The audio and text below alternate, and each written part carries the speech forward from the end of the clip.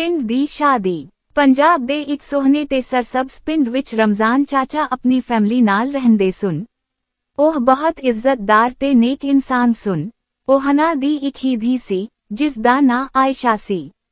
ਆਇਸ਼ਾ ਬਹੁਤ ਨਰਮ ਦਿਲ, ਸੁਲਝੀ ਹੋਈ ਤੇ ਸਭ ਦੀ ਲਾਡਲੀ ਕੜੀ ਸੀ।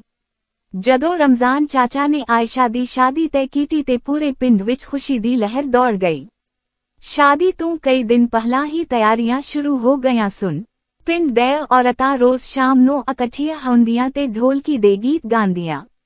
ਕੋਈ ਕੱਪੜੇ ਸਲਾ ਰਹੀ ਸੀ, ਕੋਈ ਘਰ ਸਜਾ ਰਹੀ ਸੀ ਤੇ ਕੋਈ ਮਹਿਮਾਨਾਂ ਦੀ ਲਿਸਟ ਬਣਾ ਰਹੀ ਸੀ। ਬੱਚੇ ਵੀ ਬਹੁਤ ਖੁਸ਼ ਸਨ ਕਿਉਂਕਿ ਉਹਨਾਂ ਨੂੰ ਨਏ ਕੱਪੜੇ ਤੇ ਮਿਠਾਈਆਂ ਮਿਲਣ ਵਾਲੀਆਂ ਸਨ। ਆਇਸ਼ਾ ਦੀ ਅੰਮੀ ਸਵੇਰ ਸਵੇਰੇ ਉੱਠ ਕੇ ਸਾਰਾ ਇੰਤਜ਼ਾਮ ਦੇਖਦੀਆਂ। ਉਹ ਕਭੀ ਬਾਵਰਚੀ ਖਾਨੇ ਵਿੱਚ ਜਾਂਦੀਆਂ ਤੇ ਕਭੀ ਸਹਨ ਵਿੱਚ ਲੱਗੀ ਰੋਸ਼ਨੀਆਂ ਨੂੰ ਦੇਖਦੀਆਂ। ਰਮਜ਼ਾਨ ਚਾਚਾ ਹਰ ਮਹਿਮਾਨ ਦਾ ਖਾਸ ਖਿਆਲ ਰੱਖ ਰਹੇ ਸਨ। ਉਹਨਾਂ ਨੇ ਪੂਰੇ ਪਿੰਡ ਨੂੰ ਦਾਵਤ ਦਿੱਤੀ ਹੋਈ ਸੀ। ਮਹਿੰਦੀ ਵਾਲੇ ਦਿਨ ਪੂਰਾ ਘਰ ਖੁਸ਼ਬੂਆਂ ਨਾਲ ਭਰ ਗਿਆ। ਆਇਸ਼ਾ ਦੀਆਂ ਸਹੇਲੀਆਂ ਉਹਦੇ ਹੱਥਾਂ ਉੱਤੇ ਖੂਬਸੂਰਤ ਮਹਿੰਦੀ ਲਗਾ ਰਹੀਆਂ ਬੋਲੀਆਂ ਗਾ ਰਹੀਆਂ ਸਨ। ਲੱਠੀ ਦੀ ਚਾਦਰ ਉੱਤੇ ਸਲਮਾ ਸਿਤਾਰੇ।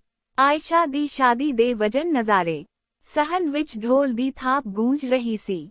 ਨੌਜਵਾਨ ਭੰਗੜਾ ਪਾ ਰਹੇ ਸਨ ਤੇ ਕੜੀਆਂ ਗਿਧਾ ਕਰ ਰਹੀਆਂ ਸਨ। ਹਰ ਪਾਸੇ ਖੁਸ਼ੀਆਂ ਹੀ ਖੁਸ਼ੀਆਂ ਸਨ।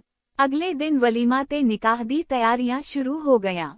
ਬੜੇ ਬੜੇ ਦੇਗਾਂ ਵਿੱਚ ਬਿਰਿਆਨੀ, ਕਵਰਮਾ, ਪਲਾਓ ਤੇ ਖੀਰ ਬਣ ਰਹੀ ਸੀ। ਬਾਵਰਚੀ ਮਸਰੂਫ ਸਨ ਤੇ ਖੁਸ਼ਬੂ ਪੂਰੇ ਪਿੰਡ ਵਿੱਚ ਫੈਲ ਰਹੀ ਸੀ। ਬੱਚੇ ਬਾਰ-ਬਾਰ ਬਾਵਰਚੀ ਖਾਨੇ ਦੇ ਚੱਕਰ ਲਾ ਰਹੇ ਸਨ ਤਾਂ ਕਿ ਕੁਛ ਨਾ ਕੁਛ ਖਾਣ ਨੂੰ ਮਿਲ ਜਾਵੇ। ਸ਼ਾਮ ਹੁੰਦੇ ਹੀ ਪੂਰਾ ਪਿੰਡ ਰੋਸ਼ਨੀਆਂ ਨਾਲ ਜਗਮਗਾ ਉੱਠੀ। ਘਰਾਂ ਉੱਤੇ ਰੰਗ ਬਰੰਗੀਆਂ ਲਾਈਟਾਂ ਲੱਗੀਆਂ ਹੋਈਆਂ ਸਨ। ਦਰਖਤਾਂ ਨੂੰ ਵੀ ਫੁੱਲਾਂ ਨਾਲ ਸਜਾਇਆ ਗਿਆ ਸੀ। ਹਰ ਕੋਈ ਨਏ ਕੱਪੜੇ ਪਾ ਕੇ ਖੁਸ਼ੀ ਨਾਲ ਘੂਮ ਰਹੀ ਸੀ।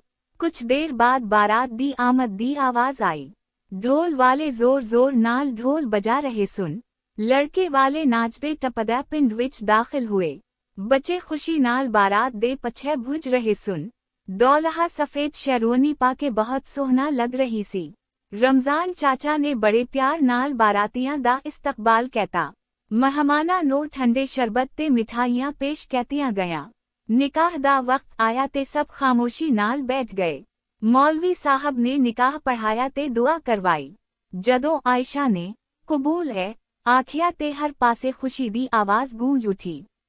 ਨਿਕਾਹ ਤੋਂ ਬਾਅਦ ਸਭ ਨੇ ਖਾਣਾ ਖਾਧਾ। ਮਹਿਮਾਨ ਬਿਰਿਆਨੀ ਤੇ ਕਵਰਮੇ ਦੀ ਬਹੁਤ ਤਾਰੀਫ ਕਰ ਰਹੇ ਸਨ।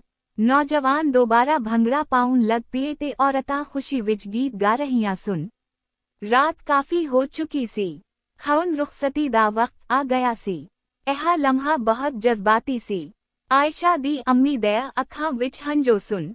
ਰਮਜ਼ਾਨ ਚਾਚਾ ਨੇ ਆਪਣੀ ਧੀ ਨੂੰ ਗਲੇ ਲਾਇਆ ਤੇ ਭਰਾਈ ਹੋਈ ਆਵਾਜ਼ ਵਿੱਚ ਕਹੀ, ਪੁੱਤਰ ਹਮੇਸ਼ਾ ਖੁਸ਼ ਰਹੀਂ ਤੇ ਆਪਣੇ ਨਏ ਘਰ ਨੂੰ ਵੀ ਆਪਣੇ ਪਿਆਰ ਨਾਲ ਰੋਸ਼ਨ ਰੱਖੇਂ।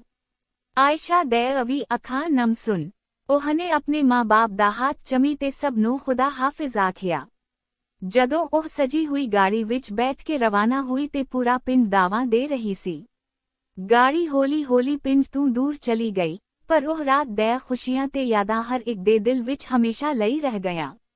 ਸਬਕ: ਸ਼ਾਦੀ ਸਿਰਫ ਦੋ ਇਨਸਾਨਾਂ ਦਾ ਰਿਸ਼ਤਾ ਨਹੀਂ ਹੁੰਦਾ ਬਲਕਿ ਇਹ ਖਾਨਦਾਨ, ਮੁਹੱਬਤ, ਇੱਜ਼ਤ ਤੇ ਖੁਸ਼ੀਆਂ ਨੂੰ ਇਕੱਠਾ ਕਰਨ ਦਾ ਖੂਬਸੂਰਤ ਜ਼ਰੀਆ ਹੁੰਦੀ ਹੈ।